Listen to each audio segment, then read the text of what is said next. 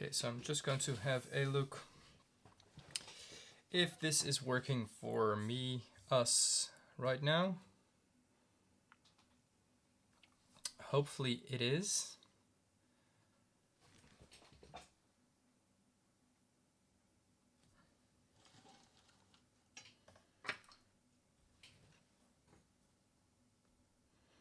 If so, please let me know if you're here as well, if you can hear me clear enough, and how everything is going with everyone. I started the live a little earlier, but there was a lot of noise, so I stopped it because I actually wanted to wet this pigment first. Since it's a cobalt pigment, PG50.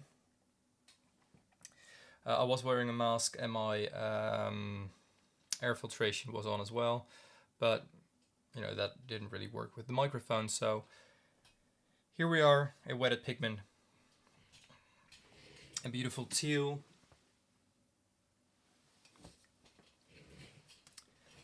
And let me have a look.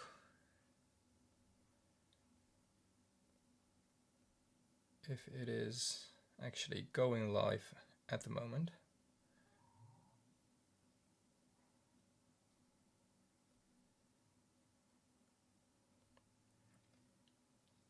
Yes, it is. Okay. Well, I'm just going to make paint. In the meantime, if anyone wants to join me, please do so. It's a little bit of a inconvenient time. I know that for a lot of international subscribers.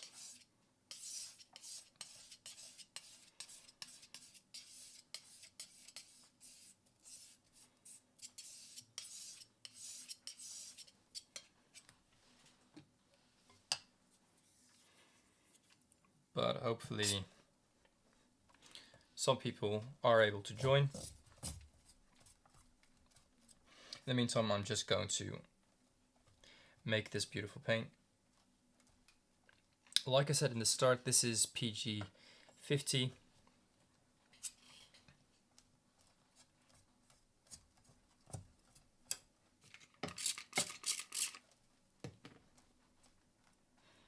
This is my version of PG50. So there are a lot of other versions going from almost leaf green, yellowish to this beautiful teal cyan-like color.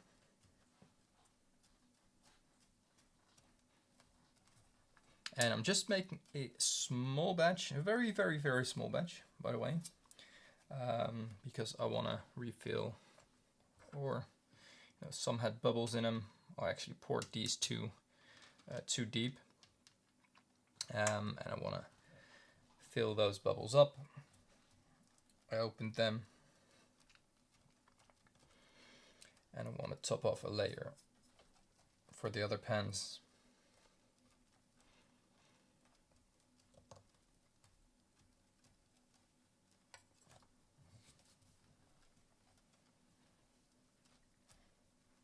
So the YouTube app on my phone didn't want to do portrait, or didn't want to do landscape mode for the live.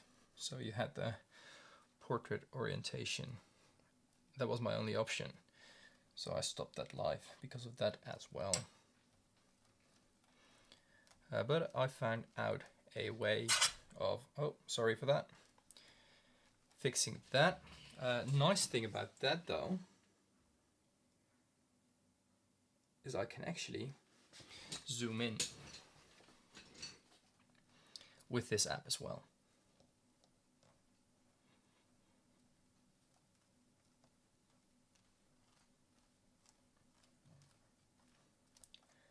So you can appreciate the color as much as the camera actually is willing to capture it, just a little bit better.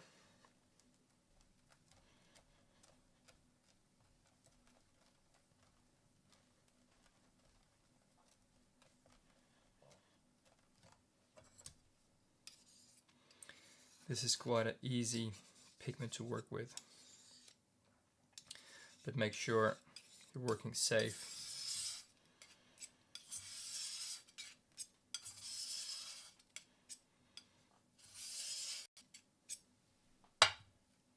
Since it is a cobalt, and you don't want to get this in your mouth, in your lungs, in your body in any way. Too much, at least.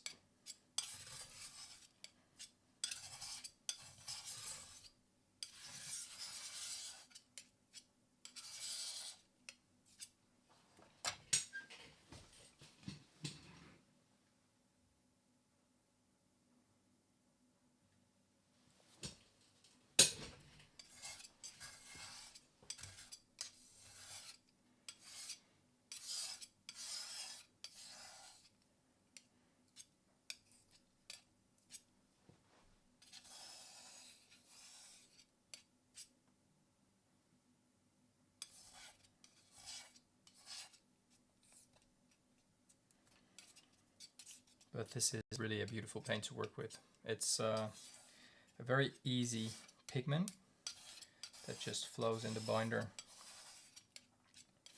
as most cobalts do actually. But this one is just,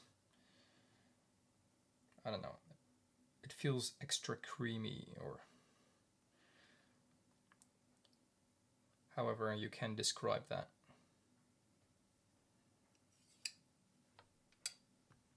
So I'm just going to let this settle. This was just a tiny drop. We can add a little bit more, but I want to make this fill those holes and air bubbles first properly, since the layer I poured in these pens were too thick, and you know that gives air bubbles. When the paint is drying, the outside, the top layer, the skin, if you will, is drying a lot quicker than the inside. Sometimes when the inside dries afterwards, it shrinks.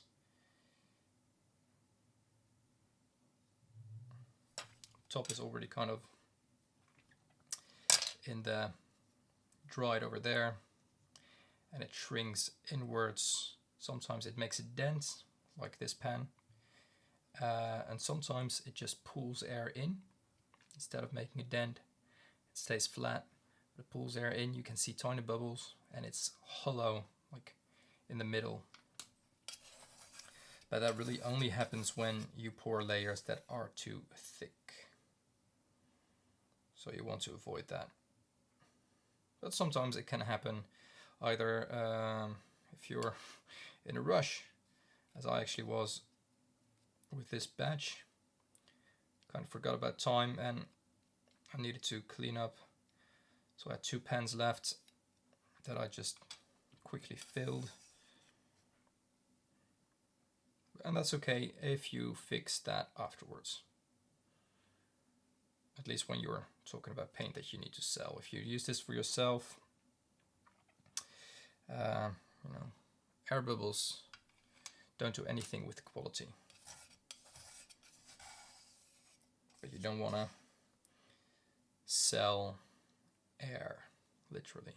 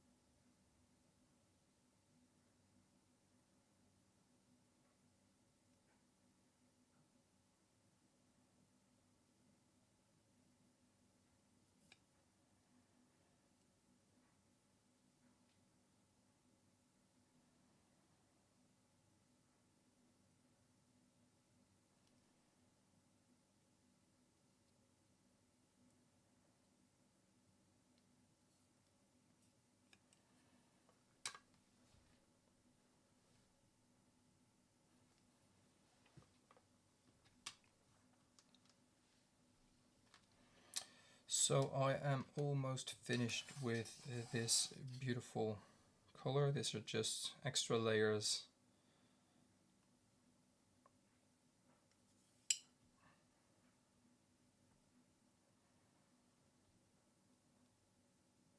of pens I had still standing in my dryer, because sometimes you know, I have enough stock of some colors, and I started some other colors, but then I forgot or didn't feel any necessity to continue filling it when I have enough stock for my shop. But these were still there, and I actually needed space on my shelves since I'm working on other colors. I can see some people are finding the live stream again. Welcome for those of you who are joining me. I had some technical difficulties since one, I couldn't live stream horizontally anymore from the YouTube app, and the other one is I started with the air filtration system on and my mask on, since I just made a cobalt paint, but that was too much noise. So welcome for those of you who are joining me now. Let's have a look. Maybe I can see how much pens I have. Make a little bit more of this paint. Let's do it for some dots.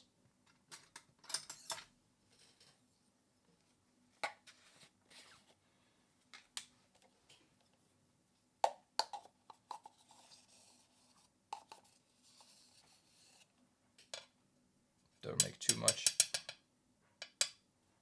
Still cobalt pigment.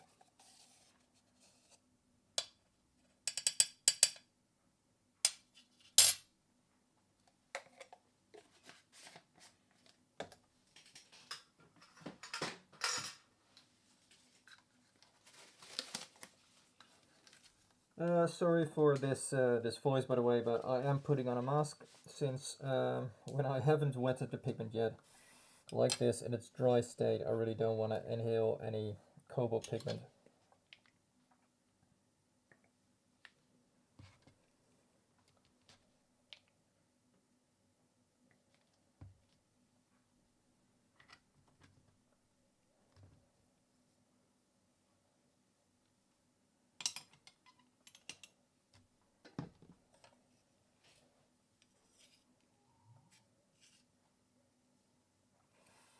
But as you can see, while I'm doing this, I'm trying to speak a little bit louder. Hopefully you can still hear me. As you can see here, it really just melts in the binder.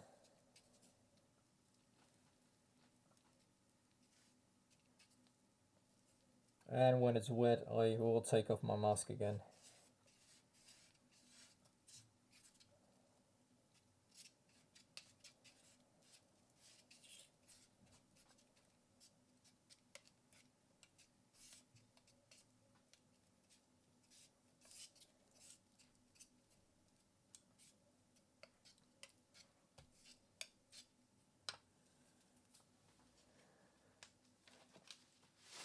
Okay.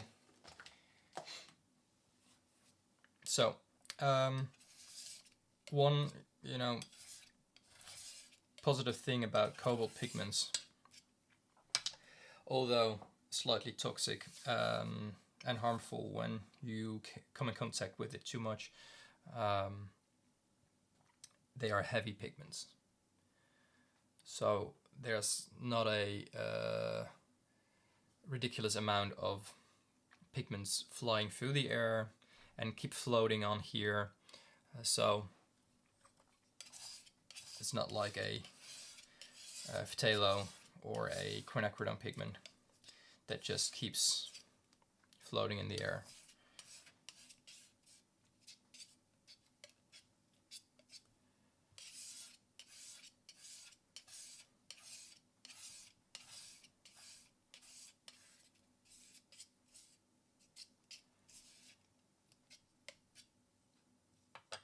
I'm just quickly going to check one thing.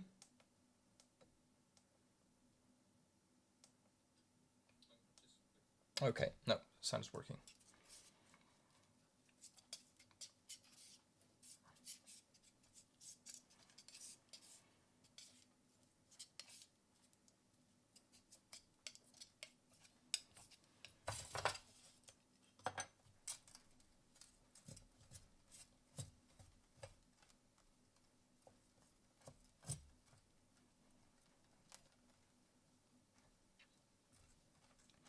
I came with the idea to start offering small tints with my next shop update, which hopefully, a little bit depending on how this week is going, I will offer tints like these. I really need to think about all the pigments in here, and let me just do a little bit of this here. I will offer my mixing palette as dots.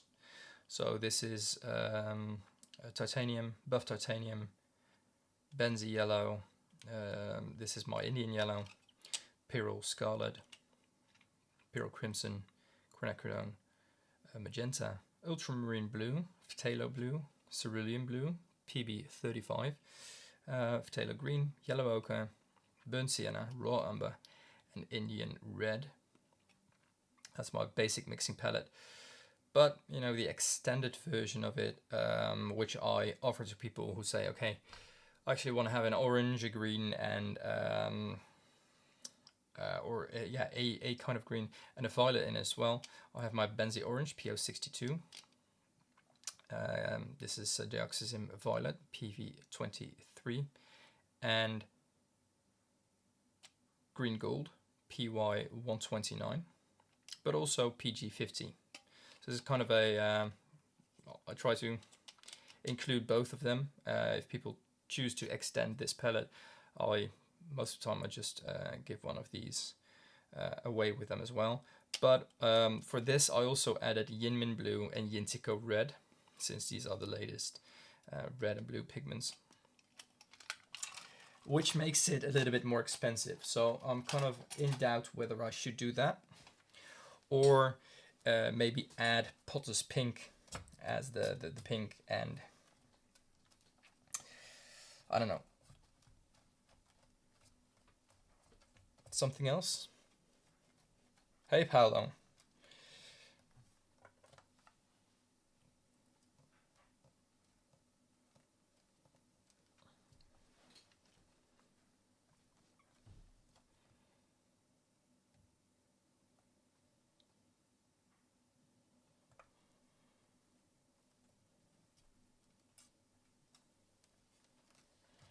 So it's a little bit quiet here. Oh, that's fine. I'm just trying to go live again, but things have changed in the YouTube app. I couldn't go horizontally anymore in my live. Also, what is that? Oh, that was just on my slab. Also, it made a little bit of noise. So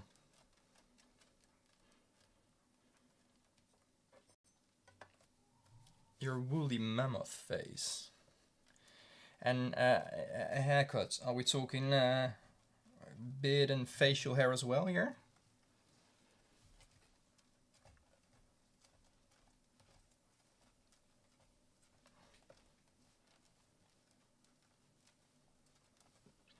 It's a PG50,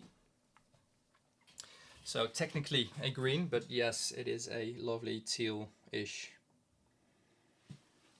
color.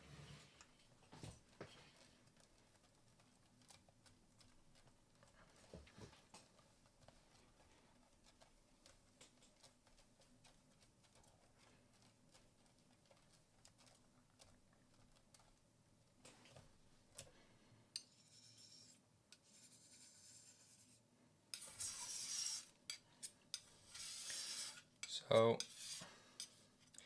getting over your woolly mammoth phase? Are we talking baby phase now, or just like the 3-day stubble beard?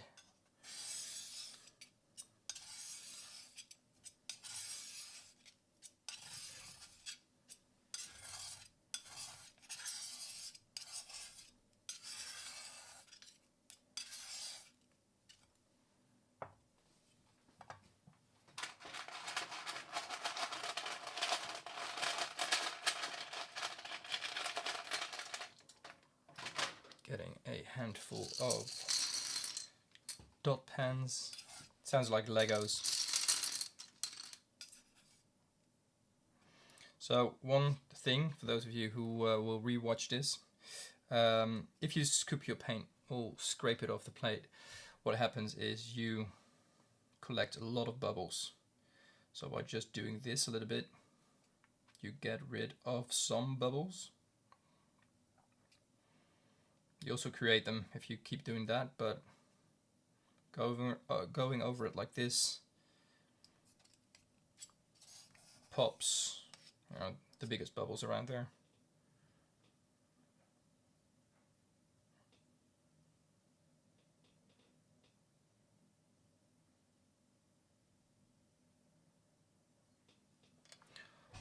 One thing I really like about this pigment, apart from it being quite easy to work with and having a lovely color, is it dries quite easily as you're making paint, so you're ending up with quite sticky, syrupy paint that just pours beautifully.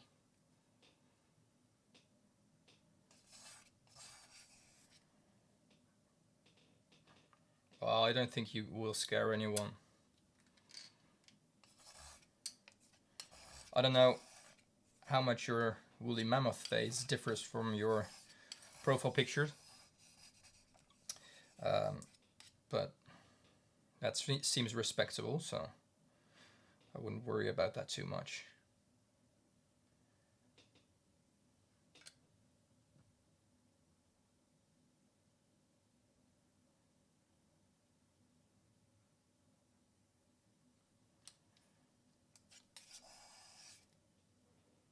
What kind of congress are you talking about? And exciting that you are one of the organizers.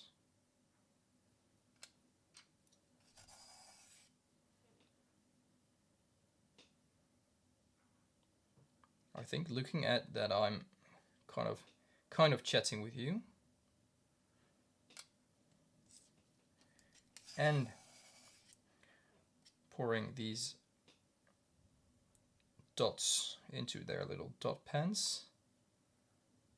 I think I've never worked this neatly with dots before, during a live at least.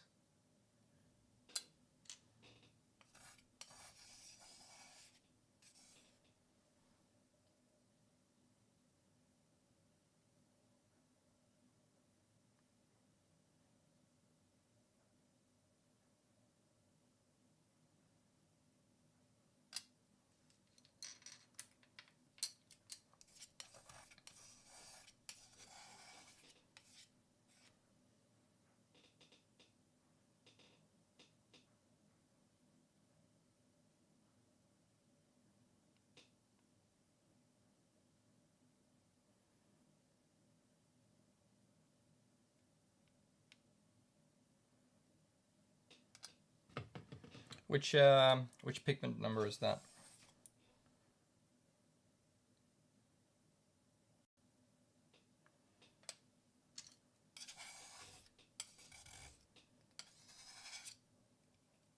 Yeah, PB28. I have a PB28 with a similar hue.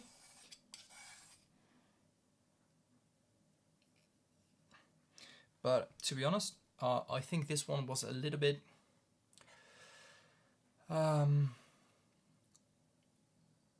towards the green side, which I liked more, comparing it to the PB28 I got from, I don't know which brand I have, and I have a PB28 that is like the textbook cobalt blue. So what I try to do for my next shop update is I try to offer as much single pigments as possible. Loads of them will be pre-orders since last summer has been too humid here. But I want to offer a PB28, but as a PB28 that's in the kind of same range as ultramarine blue, kind of that same blue angle. Just a step further away from when you have ultramarine blue, Yinmin blue, and then PB28 cobalt blue. But yeah, they are very similar. This leans a little bit more towards the green side, and I think PB28 might be a little bit, just a tad just switching languages here, a tad more chromatic maybe, but we're talking about like a percentage more chromatic, but it's a bit bluer. So I try to look on, you know, the hue, angles, and colors I try to offer. Also, how do they mix? Very important. This granulates a little bit more than the PB28 version I have. I don't know about Holbein's, but I liked this granulation a lot to add to that palette as well. So I have a few fresh dots.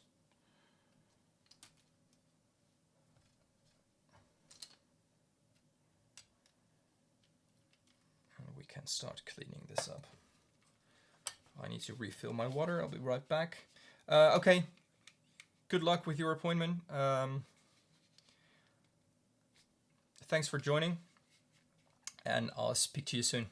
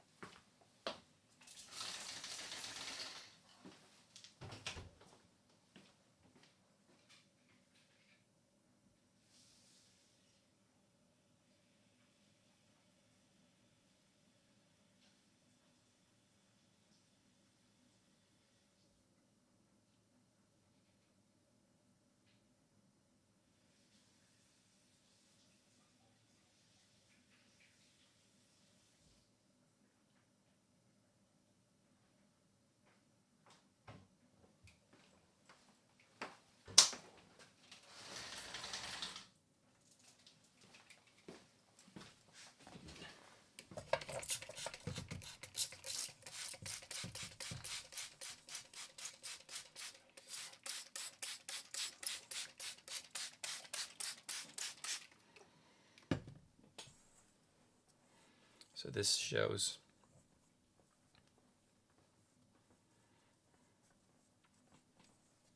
the luminosity of the pigment. I really like just how this paint flows, and it's almost starting to granulate already on the slab without using paper.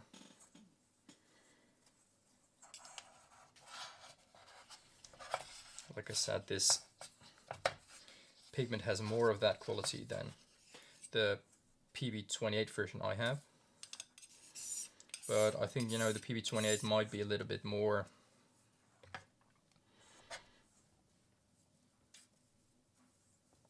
I don't know if I would say more I don't know if I would say more chromatic.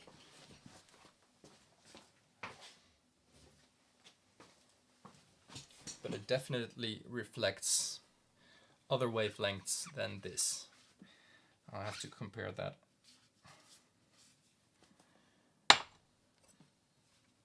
I haven't done that because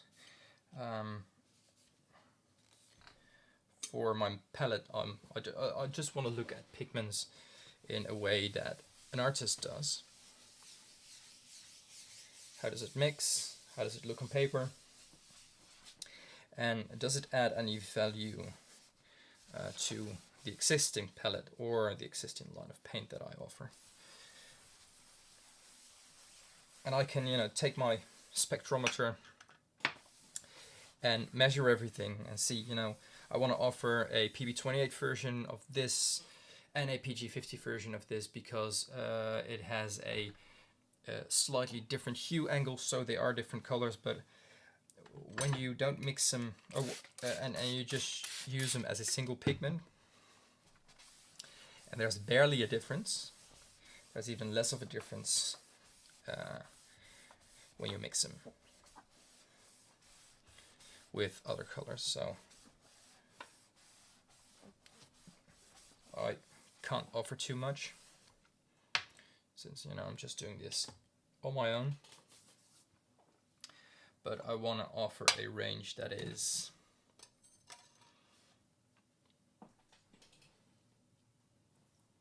versatile enough. Let me just put it like that. Corpse Starch, welcome. I just finished PG50 here, dots and some new layers of pens I had laying around. But you might want to give some input here. I have this dot palette which I will offer in my shop update. The dots will be, you know, available separately as well. But this is my mixing palette, and I have some extras in the middle. A green gold PY129, dioxazine violet PV23, PG50, this one. Benzie orange PO62, and I have Yin Min blue and Yintico red in there because I'm very excited about new pigments, but also I think they are beautiful colors, but they are very expensive even as dots. I cannot make them any cheaper than that. I think it's about 10 euros for a dot.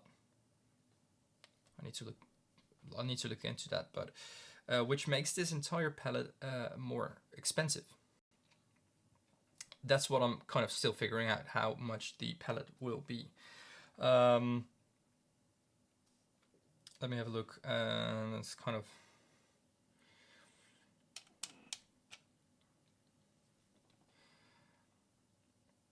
So this palette will probably be, without these two, if these were other paints, probably about 50, 60 euros. I'm trying to make it, you know, as affordable as possible, but looking at some dots I offer in here with some pigments, especially PY 153 over here. The cobalt is quite an expensive pigment. This cobalt is quite an expensive pigment. The dioxazine violet is quite, you know, it's so. These are 20 dots of paint, and as you can see here, I'll going to zoom in like that. Let me have a look at like that. A dot is quite a bit of paint still. It's not the most paint you can get, but from like a sample point of view, it's quite a generous dot. So I'm still thinking about, you know, what would be the best way to kind of price this. If you have any suggestions or if it's fair for you, please do share. But for me, it's just a thing I'm kind of figuring out at the moment. So these dots will dry. Also, since these are quite expensive, I need to think about what would be the best way to replace those. I think a Potter's Pink would be a beautiful addition instead of Yintico. Also,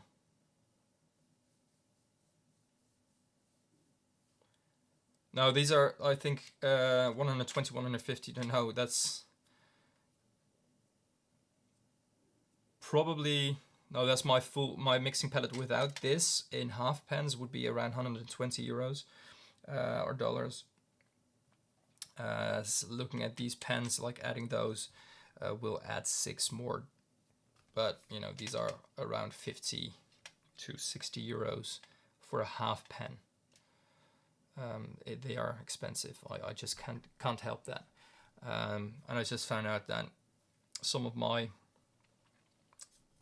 main pigments, like the the essentials basically here, have gone up in price enormously. I'm talking 30% last 6 months. So I stocked up on pigment the other day, and it was ridiculous that some, you know, got that more expensive. I can't raise my prices 30%, so I need to keep that in mind.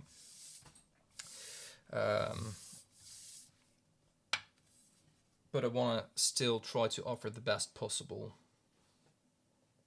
solution. I don't want to change my pigments, since I've worked very hard to get like the quality and the suppliers I have at the moment, but I also don't want to ask too much of it.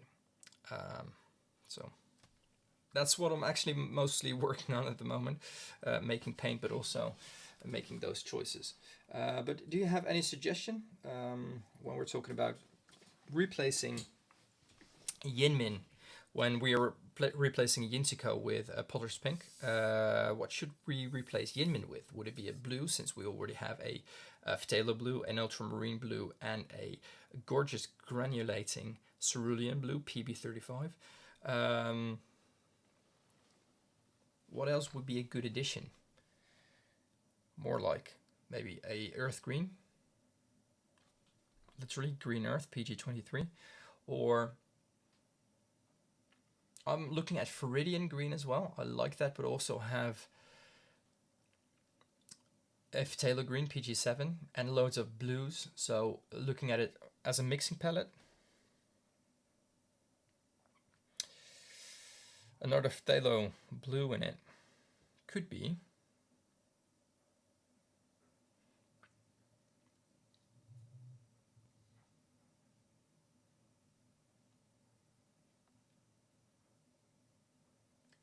What do you think about a, well, PB16 would be an option. I can even like throw a PB17 in, but that would be a more expensive option. But PB16 is kind of like, I already have a PB15, I already have a PG7, like mixing those, diluting it a bit maybe, but give you a beautiful PB16 hue. So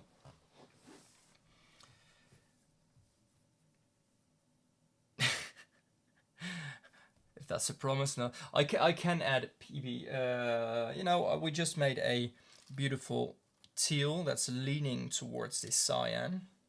I'm scooping this aside a bit, since I'm kind of reorganizing stuff behind the scenes, so it's hard for me to get to the dryer at the moment. I will do that in a minute.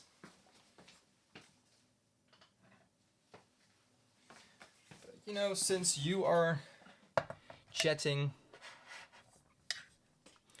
and joining me here, let's make PB17 for you, right? So, big jar of PB17. I'm not going to make too much.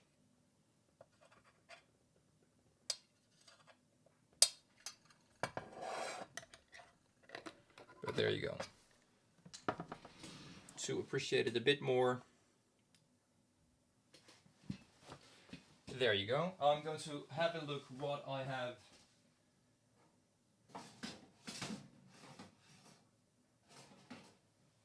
in my dryer. If you have one moment for me. 35.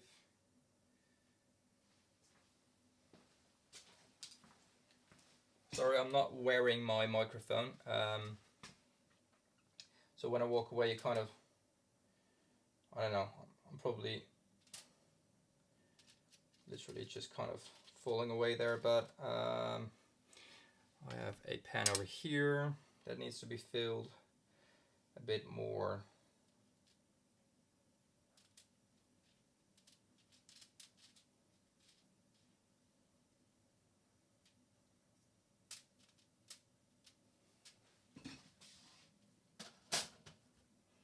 I have a lot of dots but I need new pens.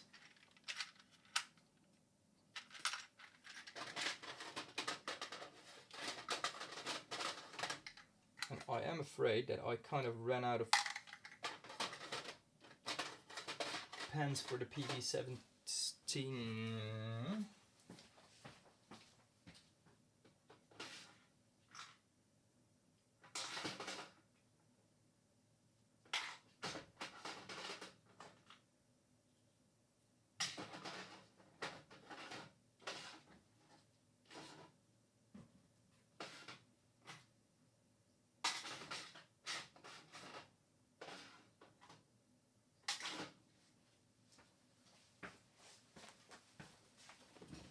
That's okay. I'm just going to make this. I can refill this pen. I will just make dots of it, and I will start my printer for PB17 pens after the live, which I really mustn't forget.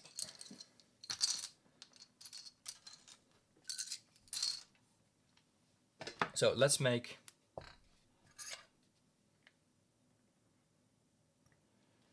a beautiful non-granulating quinacridone, well, phthalo cyan PG17.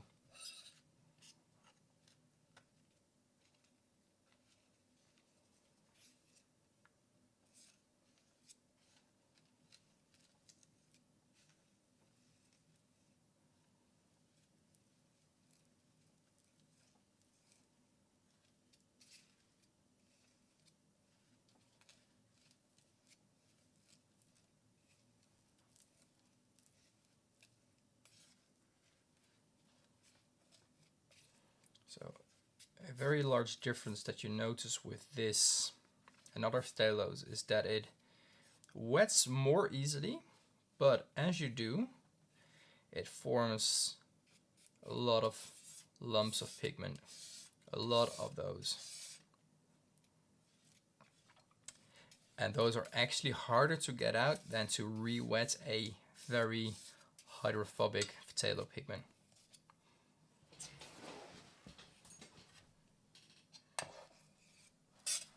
So they both react on the binder very differently, but both in a way that it doesn't want to just melt into it.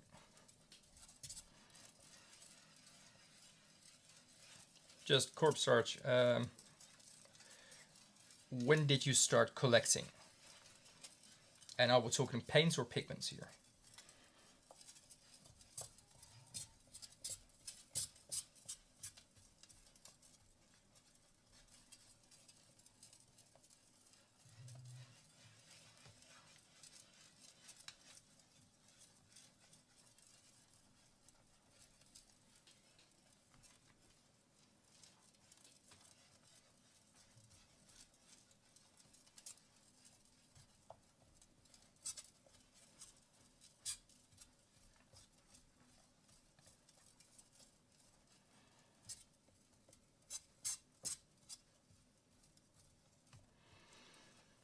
I can understand collecting pigments, paints as well, but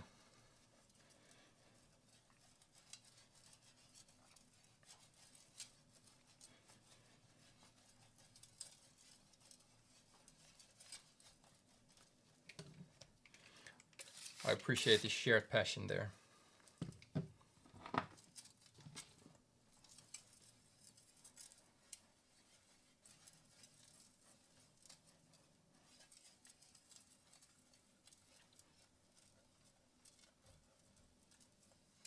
Well, a lot of the times pigments have a longer shelf life, right? Shelf life. Depending on how you store the paint and which kind of paint it is, obviously, and if you use it.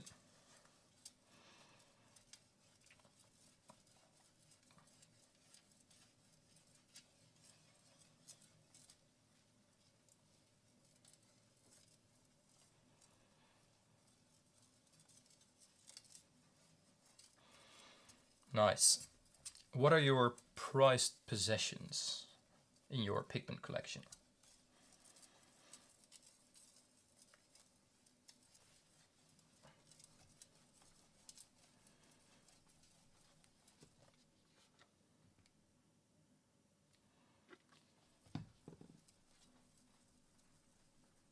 That's better.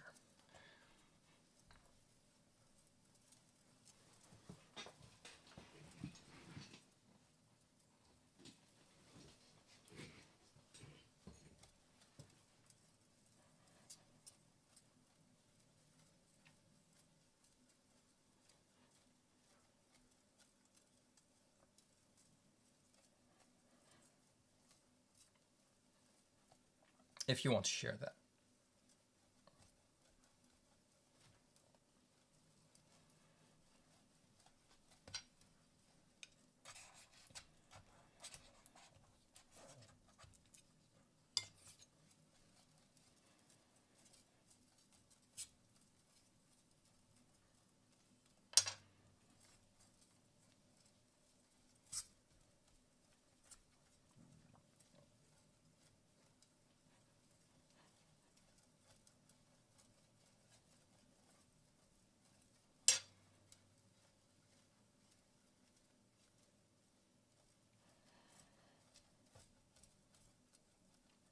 Nice.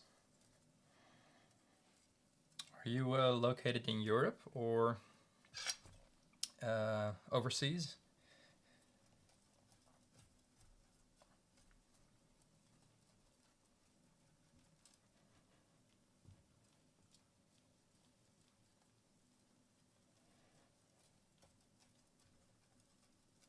Did you buy yours as a new pigment or as something of an artist or maybe a collector?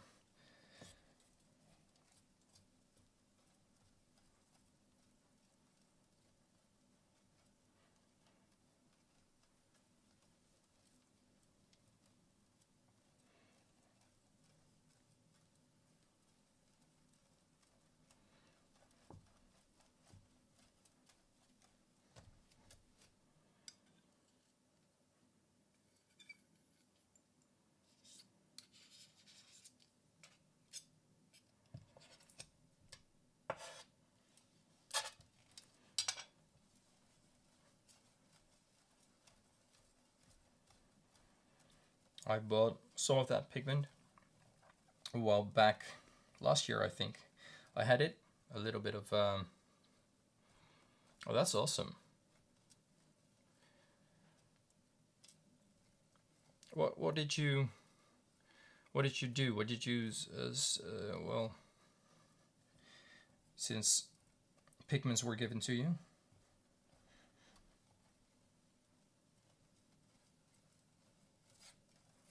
Or was that just a gift because they knew you liked it? Or were... look at that. That would make sense.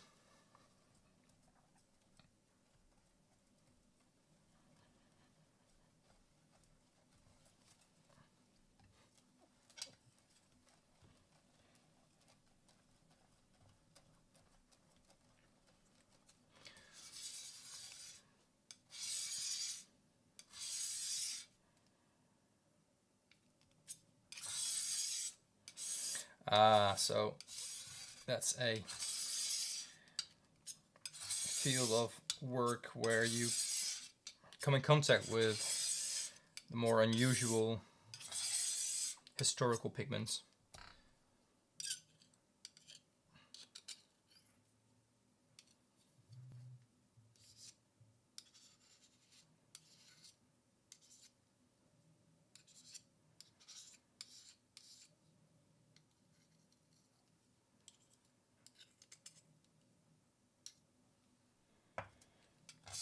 Just to kind of, I don't know if I recall correctly, but have you also been in the, in the Forbes collection with Forbes, since I think we've been talking about this before, but maybe it was someone else.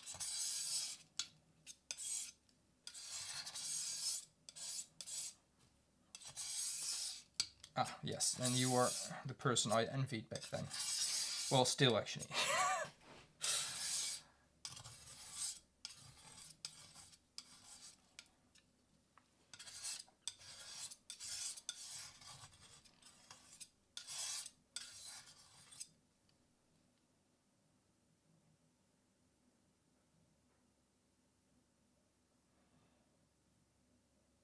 Yeah, yeah, I recall.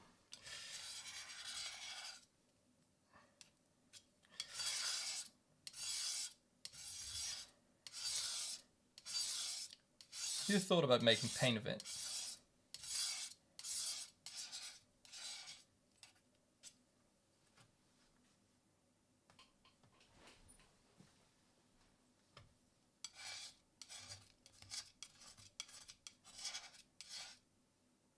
Oh, please share if the results are in.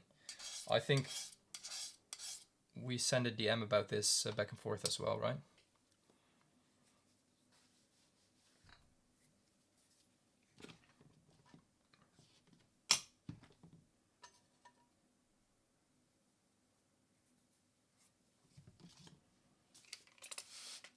Please share the results when they're in, if you will.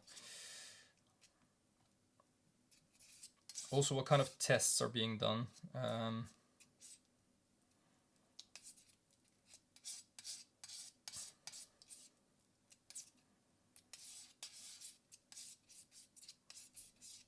Just wondering.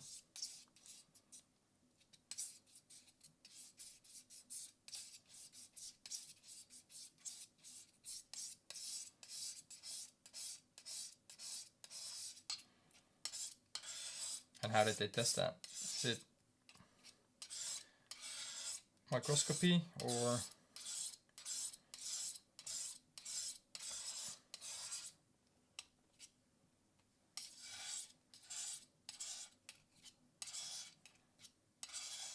I know for some pigments, it's quite easy to recognize the real thing under the microscope, or even on your slab, by the way, but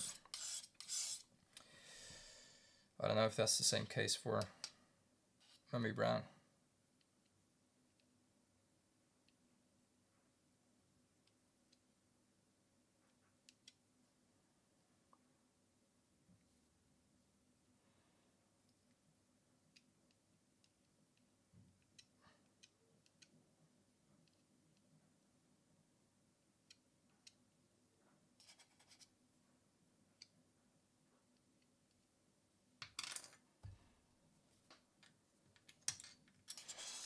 For those of you who are still looking at it as a live, welcome everyone.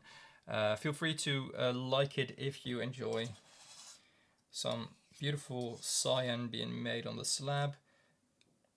Like the live. And as you can see, the paint gets quite thick. So that's one of the things we also saw when I added the binder with the pigment. That reaction that those lumps were created, it almost thickens as a glue. And no matter how much water I will add to it, if I keep it like this, it will keep happening. The water will evaporate or being absorbed, I don't know. We have dispersed this beautifully. But it's quite a thick paste I have here. So pouring it into pans, it's like more scooping it and kind of leveling it with my palette knife. No, uncharred is actually quite rare.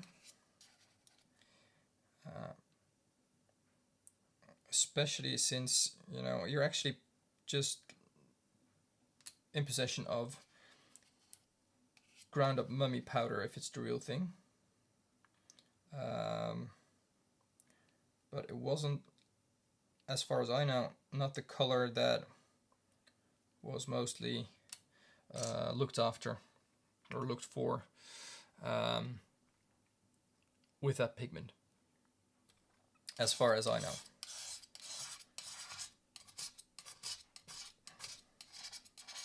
But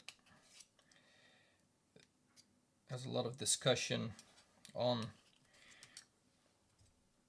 if we know, as far as we know, some artists use the color extensively. But if it was actually Mummy Brown or just something that was called Mummy Brown, if it actually contained mummies or just asphaltum,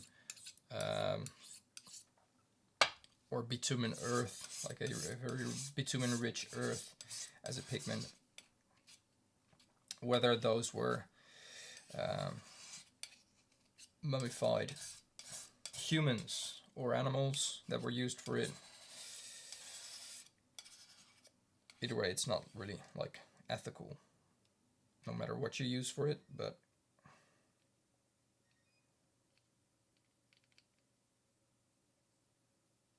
or used for it.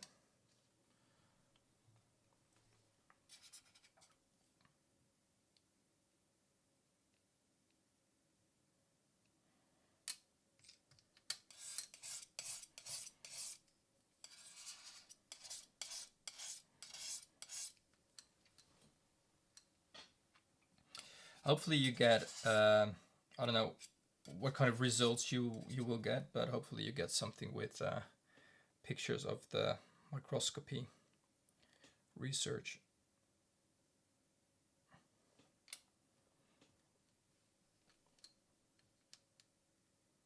How much of it do you have, if I may ask?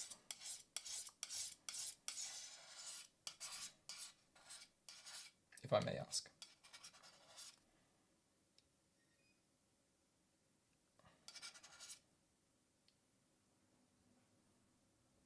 That's not a lot. Well, depending on, I don't know how fine it. Let's talk volumes. Would it be a teaspoon? It sounds quite harsh to talk about mummies like this, but teaspoon or tablespoon, half what's 3 grams of uncharred mummy? I've never actually weighed the mummy I have, so I don't know. I know the volume, but I don't know how much it is.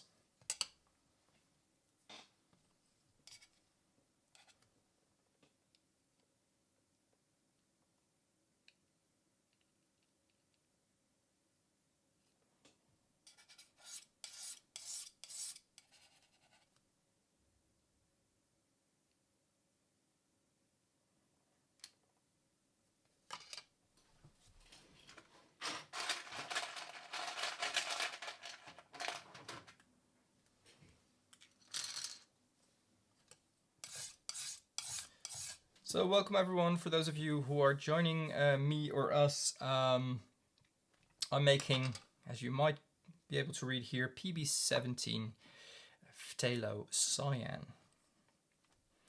It's visible on my slab. It is a beautiful cyan hue.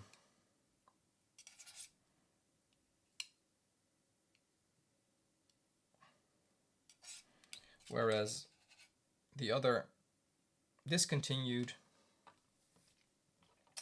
cyan is granulating, and then I'm talking about manganese blue. This cyan is not granulating and more staining,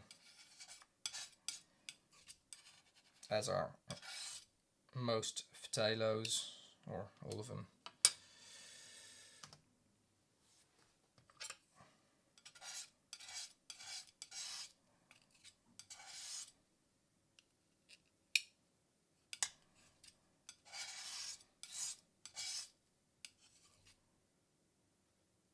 The bottle is the size of your pinky nail.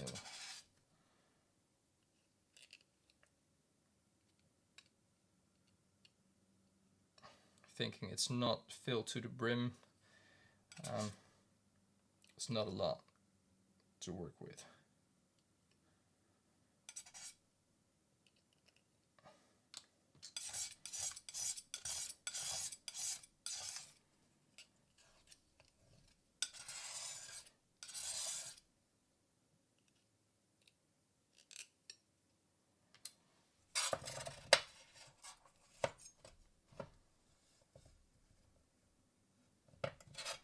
Yeah, no, I understand. It's I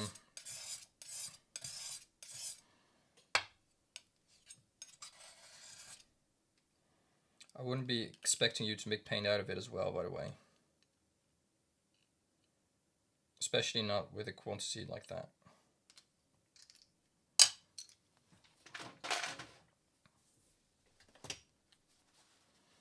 I have quite some to work with. chart though. I don't know how pure it is. I don't know if it's the real thing either. I trust the guy I got it from, since everything else, including the Indian yellow, is real. That has been checked.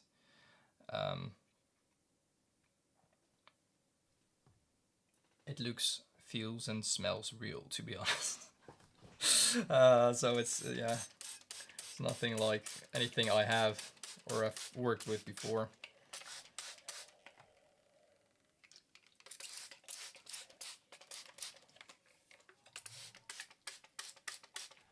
It's an old bottle. It is an old label, and everything kind of matches with the other things I got. So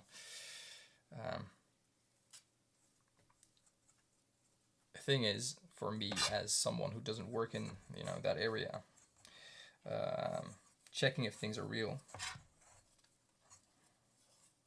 is kind of hard to accomplish, since none of the labs here are willing to help someone who does this commercially, or who isn't like a big important player for the cultural history part of it.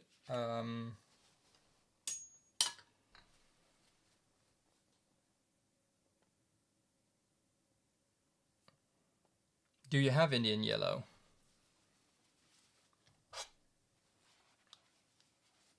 Like the puree?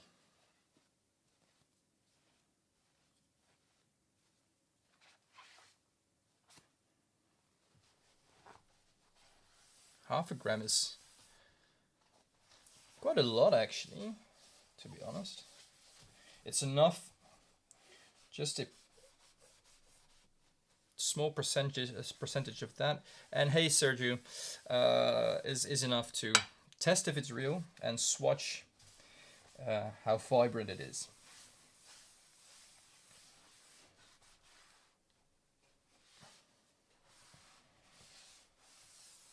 Do you have access to a microscope that can do cross polarization?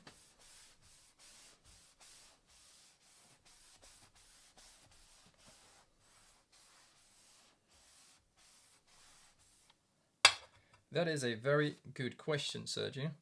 So I have these rags. They all go into well, I'll just soak them, and I have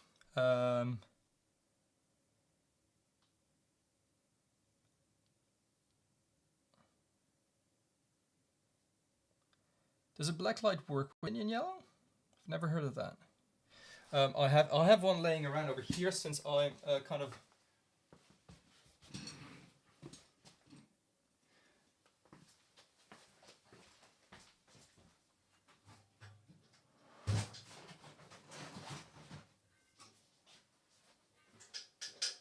so this is a new version of the one I have. I'm kind of showing it you like this.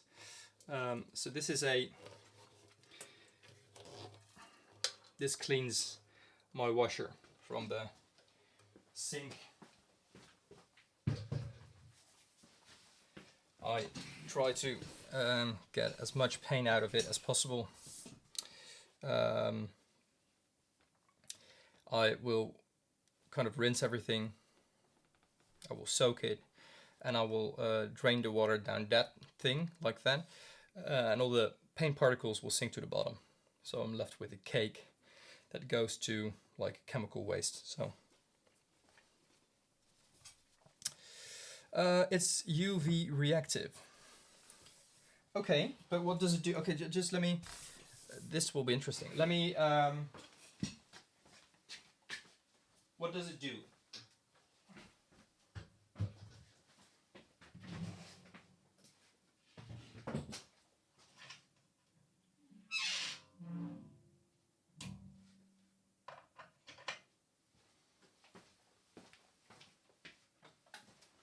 because I don't know if you've seen my video in Indian yellow. I have the bowl of puree, but the outside is a lot of oxidation, and it's not a purified version. I think this is a purified. This is also genuine Indian yellow. It's quite a piece. This, I believe, is purified, since the part that I broke off for my microscopy research that I did myself, and I have a UV, quite a strong UV flashlight over here, because I know for a fact that this is real, and because I know that this is real, I know that the piece, like the bowl I have, is real as well.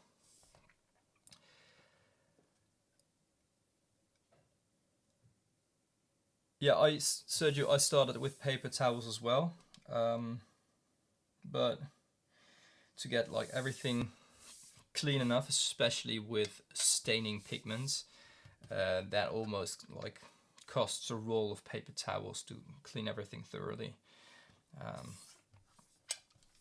So yeah, but when does it glow blue? Sorry, kind of switching in between conversations here. When does it glow blue? Because, like I said, this is real. I got this from the UK, from a collector, and no, this wasn't from a collector. Sorry, I got the other one from a collector. I got this from the UK, and this is actually from Cornelissen, so their private collection. I came in contact with them, and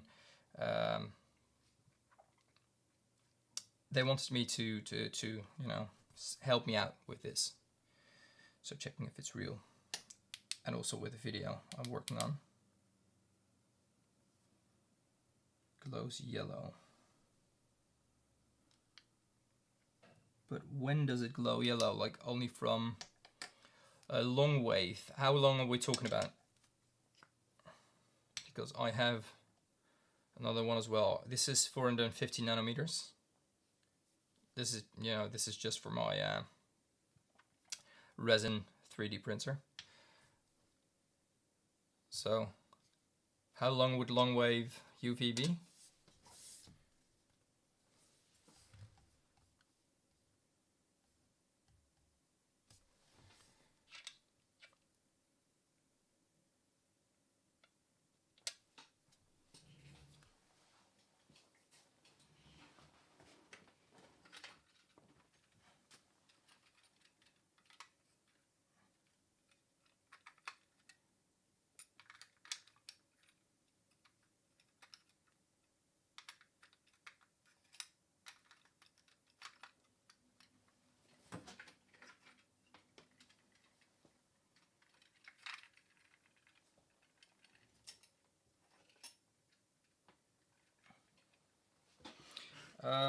Another useful cleaning tip. Well, let me think about it. What kind of problems do you run into, Sergio?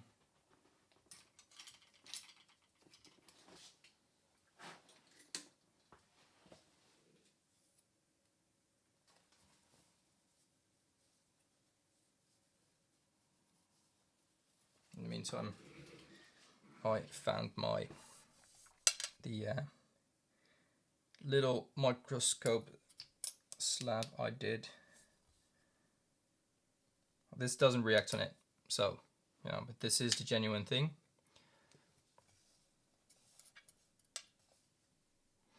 Any other cleaning tips? Well, try to find one of those paint sink things.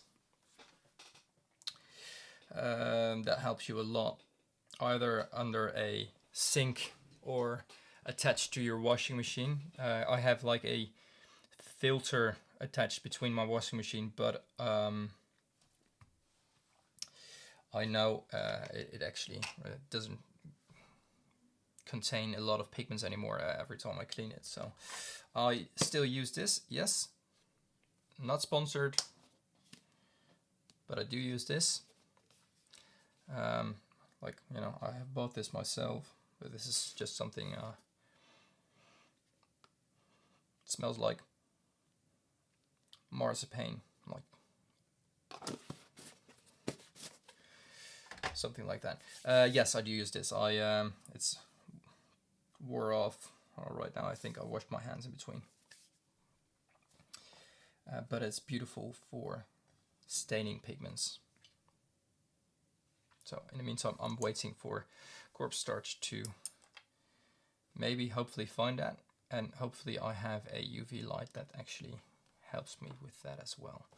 Let me have a look. Earlier this live I made PG50, a beautiful teal. Just now I made PB17.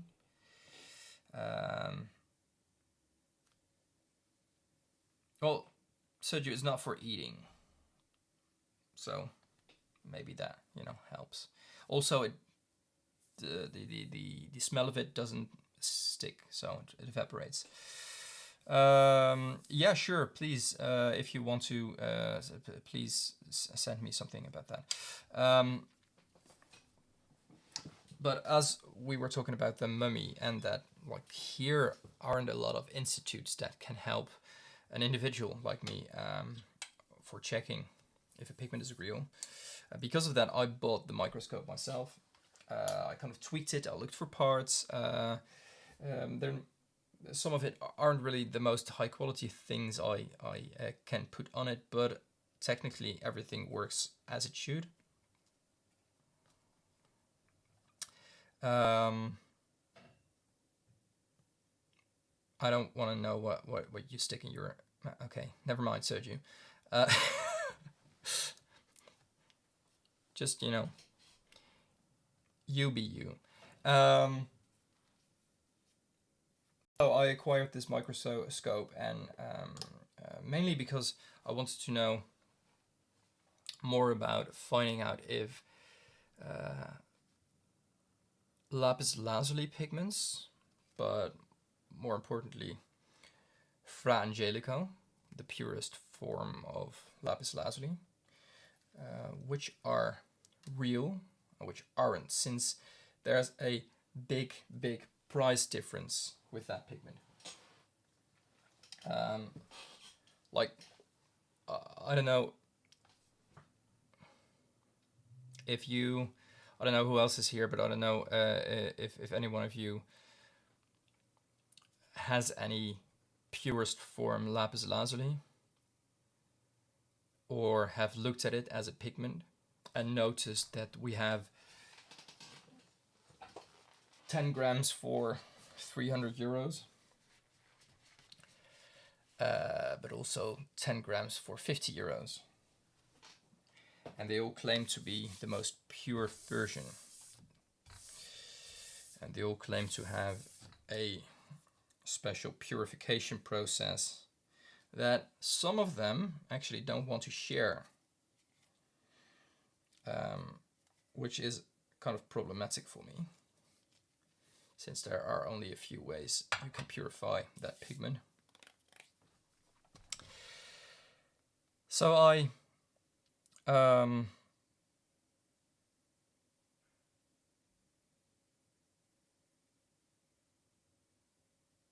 awesome.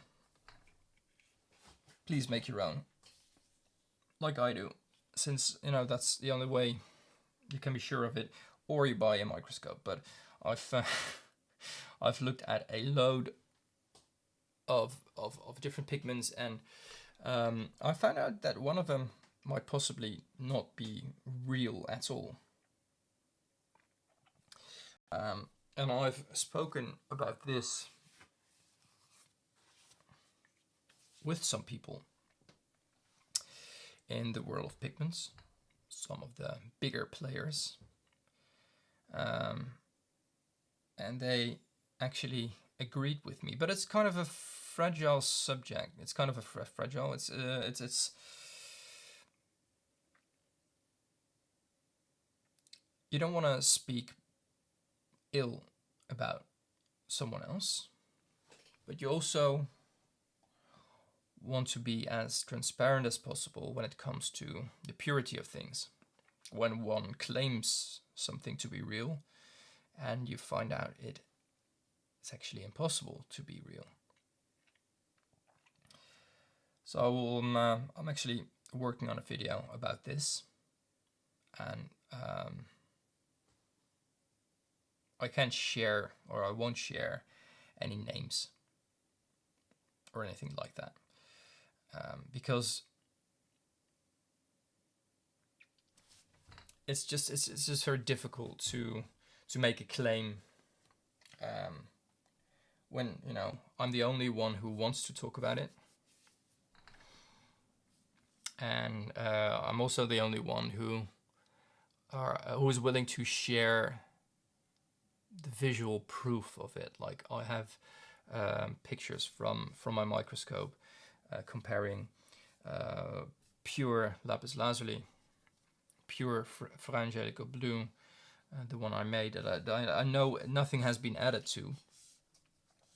Also, I have, like, from other pigment suppliers that have a similar quality or a similar purity of it.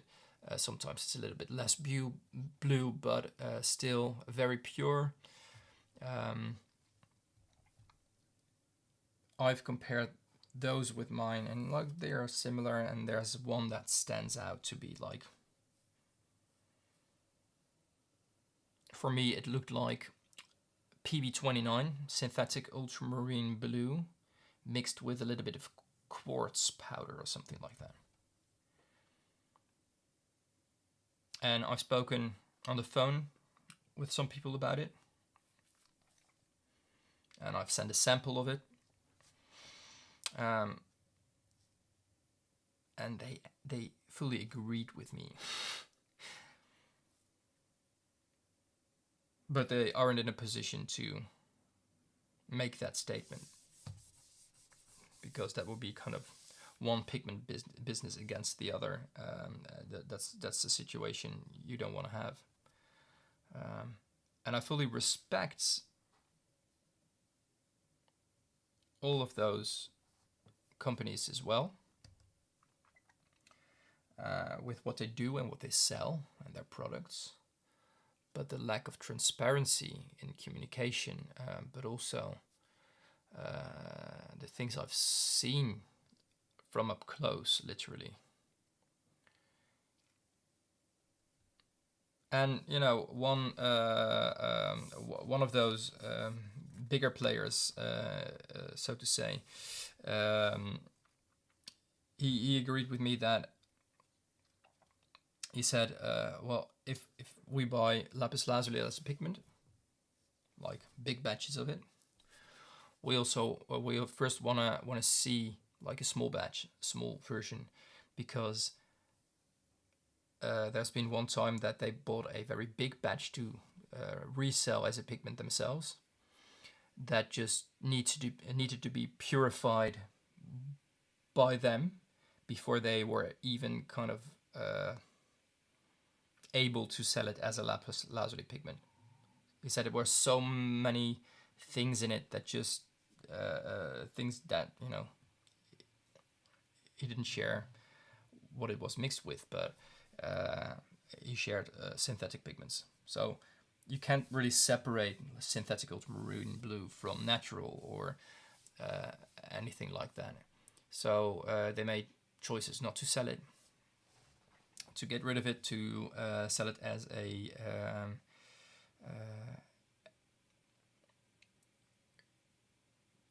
kind of a cheaper simulation of the real thing.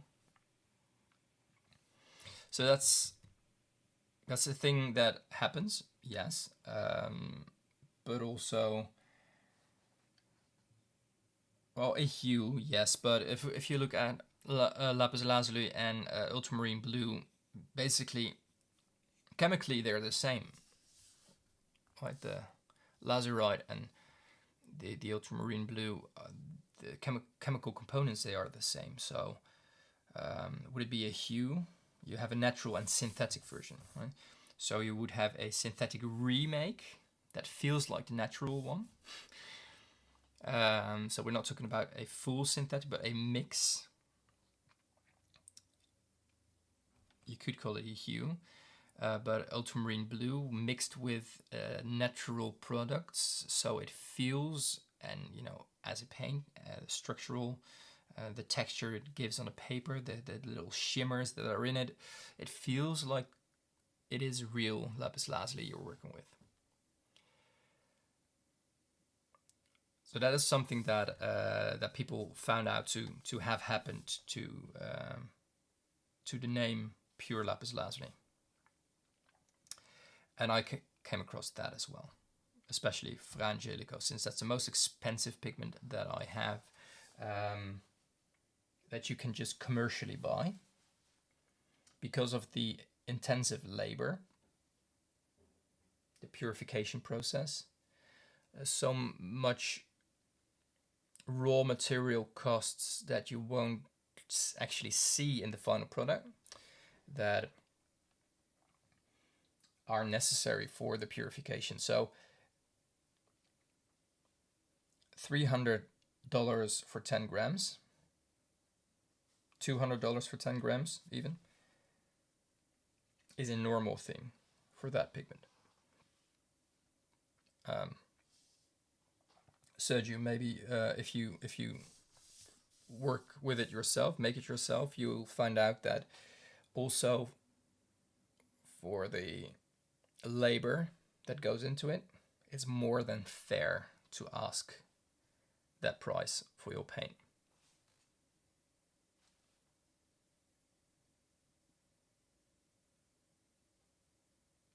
But there are ways to cut costs without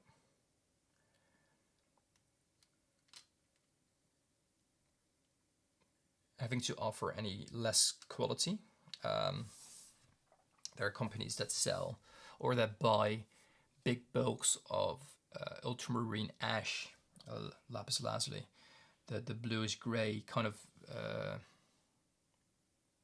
well, actually just the pure stone. I have one over here. If you grind this up, there's lots of quartz, pyrite, other minerals in here that aren't blue.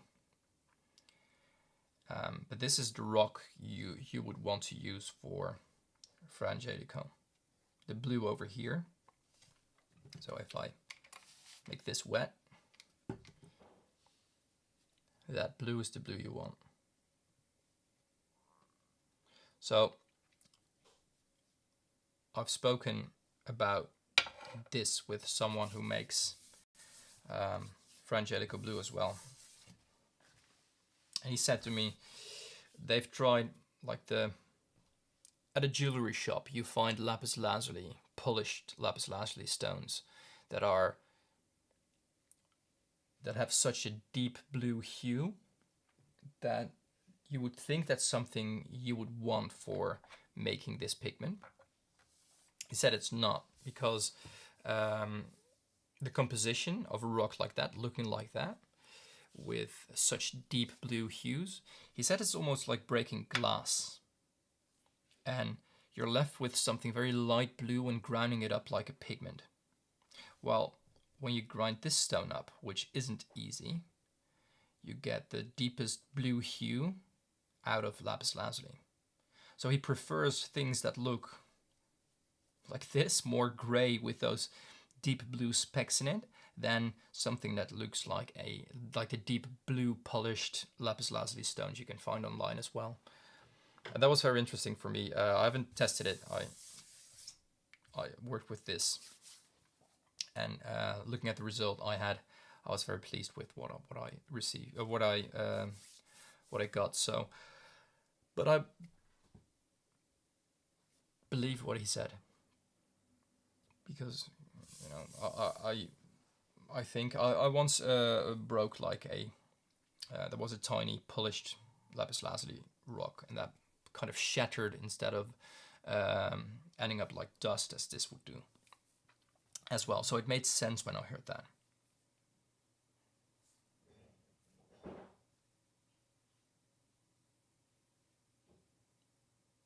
Anyways, guys, I'm going to make room in my dryer for all of these.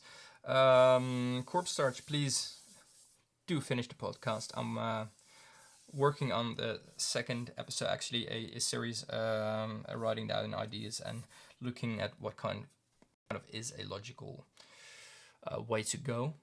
But thanks for watching, everyone. Thanks for joining me.